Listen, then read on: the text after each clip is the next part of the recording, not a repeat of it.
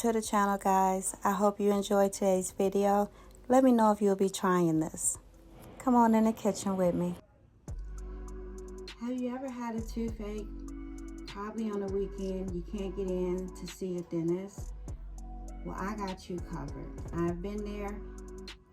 I will not gatekeep. I'm gonna put you up on something. We're gonna make a mouthwash that not only can you use it every day, but there's gonna be one extra thing that I'm gonna put in here that will make it to where it can take the pain away immediately. The first thing we are going to add into here are some Crayon cinnamon sticks. With your cinnamon sticks, they are antimicrobial, so they will fight bacteria. Then I'm going to add some sage. Now, I have dry sage. It's from my garden. Use whatever you have, either from your garden or even if you run to the grocery store and pick it up over in your produce section. That is my sage. What sage is going to do for us is it is anti-inflammatory as well as antimicrobial. So again, it will help to fight any bacteria. Then I'm going to also add some rosemary in. I have both a fresh sprig as well as a piece of dried sprig. We're going to use both. You can use either, whichever you have. What the rosemary is going to do, it is beneficial for gum health. So we're going to put that right down in there. Then we're going to use some thyme. I happen to have some dried thyme from my garden. The thyme not only freshes the breath, but it is good for gum health.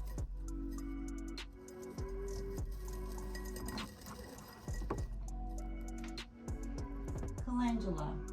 I have some dried. It is from my garden. Calendula flower. The calendula that we just added in, that has healing properties.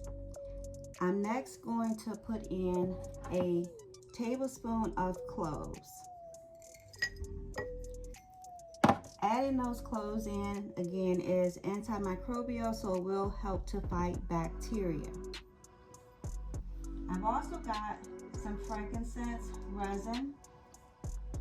I'm going to add just a few pieces of that in. This is going to help to tighten the gums.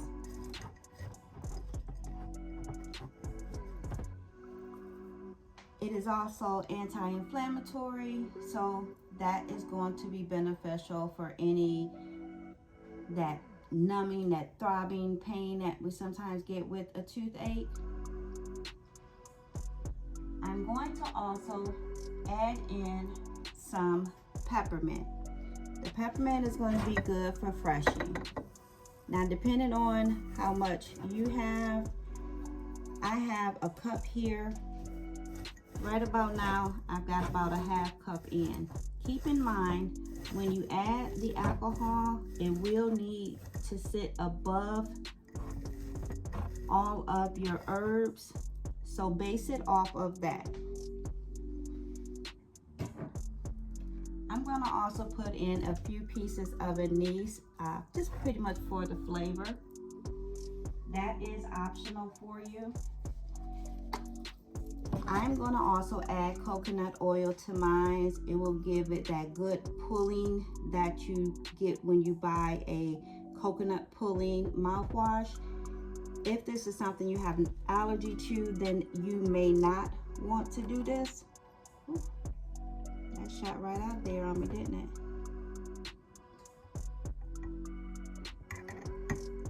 For me, I am going to add 4 tablespoons into mine. You utilize this the way that you want to. It is optional.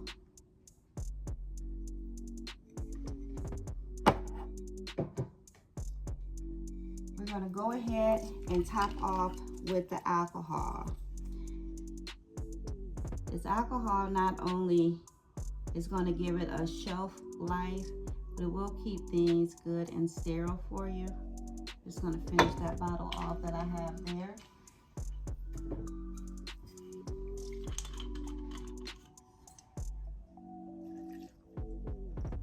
And again, you do want it to sit on top of your herbs, okay?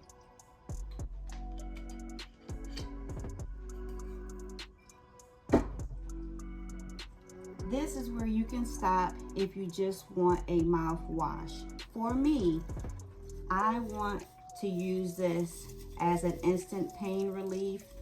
If anyone in my family gets a toothache and has severe pain, can't get into the dentist, it's a few days. So I'm going to add just a little bit there of toothache plant, and that comes right out of my garden.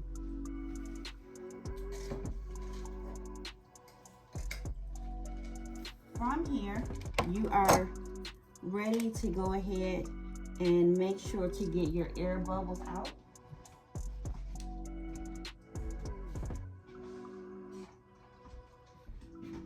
So I'm going to just use a knife because that's what's pretty close by.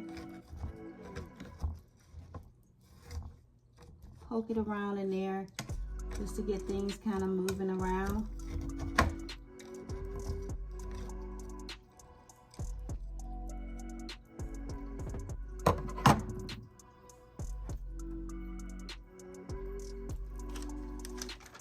I like to use these Canon lining papers for mine. Use what it is that you have. We're going to go ahead and tighten that right up. You want to go ahead and put this on your shelf. Every couple days if you come around, remember, give it a good swirl, shake it up. 4 weeks is plenty time for this. After that, you're going to want to drain everything off to release your fluid and have your herbs and discarded them. And then put it into whatever mouthwash container, glass bottle that you use, and give it a rinse. You do want to use a few drops of this with some water, swish, and spit out. If you think about trying this recipe, let me know how it works for you. Until the next time, keep growing your best life. Bye for now. Please like, comment, and subscribe.